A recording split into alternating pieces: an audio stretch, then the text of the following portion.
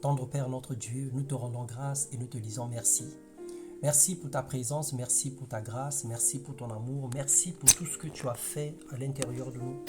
Merci pour tout ce que tu as promis, merci pour tout ce que tu as fait et nous sommes infiniment reconnaissants.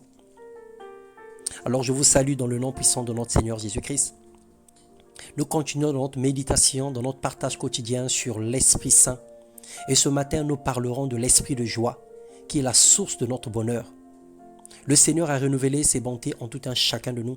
Alors nous allons prendre possession de notre joie. Les circonstances de la vie, les situations quotidiennes, la peur du lendemain ont volé même l'expression merveilleuse de notre visage. Le sourire naturel, la bonne humeur, nous sommes devenus susceptibles et effervescents envers tous. Alors écoutons ce que le Seigneur nous dit ce matin.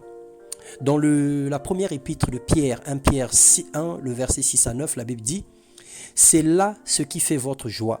Quoique maintenant, puisqu'il le faut, vous soyez attristés pour un peu de temps par les diverses épreuves, afin que l'épreuve de votre foi, plus précieuse que l'or périssable, qui cependant est éprouvé par le feu, ait pour le résultat la louange, la gloire et l'honneur. Lorsque Jésus-Christ apparaîtra, lui que vous avez aimé sans l'avoir vu, en qui vous croyez sans le voir encore, vous réjouissant d'une joie ineffable et glorieuse, parce que vous obtiendrez le salut de vos âmes pour prix de votre foi. » Quelle merveilleuse parole.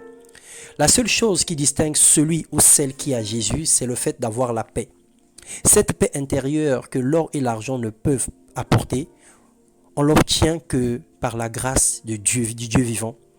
Mais on l'active par notre bonne attitude. Alléluia. 1 Thessaloniciens, le chapitre 5, le verset 16, la Bible dit « Soyez toujours joyeux ».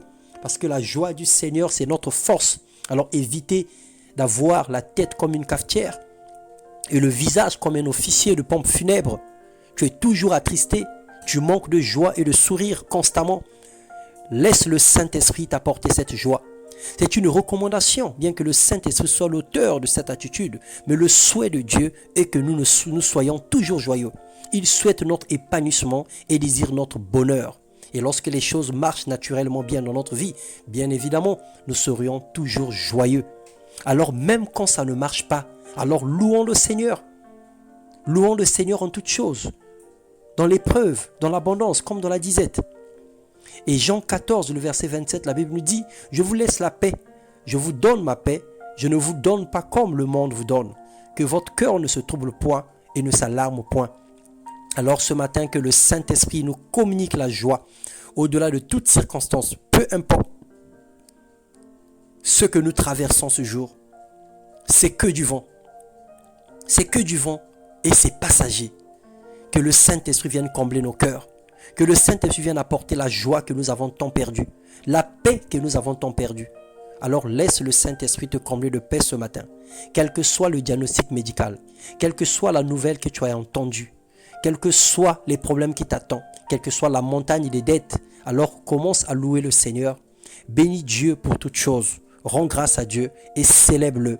Parce que c'est lui qui t'apportera de l'aide ineffable. C'est lui qui t'apportera de la joie dont tu as besoin. Dans le nom puissant de Jésus. Soyez abondamment et infiniment bénis. Dans le nom puissant de notre Seigneur Jésus-Christ. Amen.